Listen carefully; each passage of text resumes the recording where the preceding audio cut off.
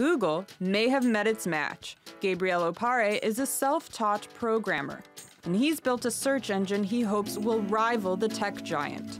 Generically, there's a thing with all the entrepreneurs.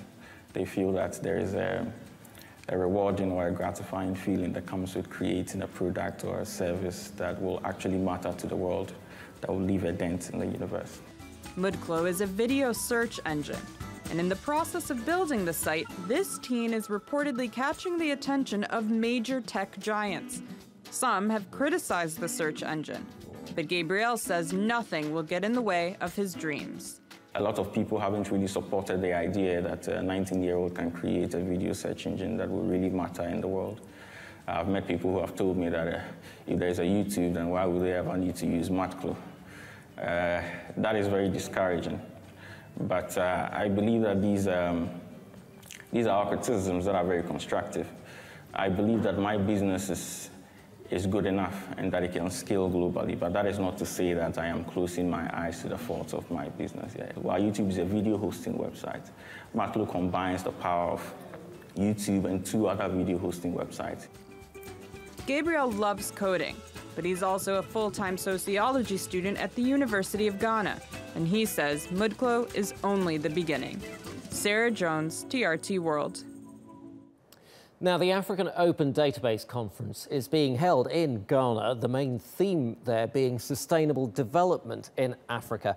Now, for more on this, let's talk to Fidelis Mbah, TRT World's Africa reporter. Great to have you as always, Fidelis. Let's start with Sarah's package report that we saw earlier. Now, apps like Gabriel's that we saw there are based on a concept known as open data. Firstly, tell us a little bit more about what open data is and why it's so relevant to Africa. Well, open data is information anyone can access, use or share. And across Africa, innovators are using this to gain gain greater insight into local issues and also to make available, issues around public services. So, especially in Africa, so much is being withheld by the government. Many people don't know what's happening. What are the figures saying? Like, for instance, maybe what is the impact of traffic on the economy? How many hours do drivers spend on the road?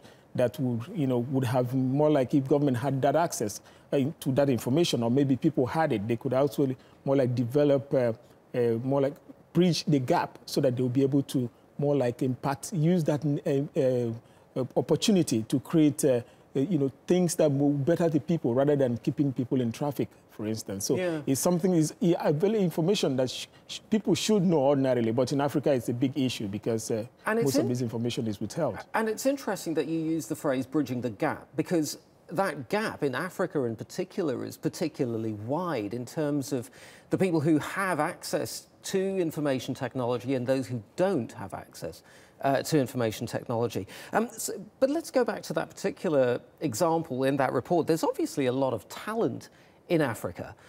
Why aren't the innovations that they're developing already taking on the giants of the world? Why are they still kind of confined to Africa?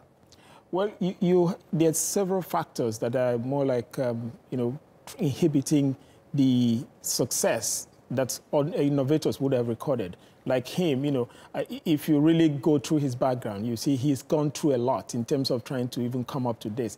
You have a serious issue of underfunding for innovators. Even if people have the ideas, they don't have the funding. Most innovators in Africa are still depending on funding from the West. People are still waiting for scholarships, which even government is not able to provide. And then you have issue of literacy level. Apart from those who are privileged to live in cities, you have so many people who still can't even read and write, talk about coming to develop apps. And then you have infrastructure problems like electricity, like even access to basic infrastructure that will be able to help people to be able to even come up with ideas and develop it to be able to better their environment.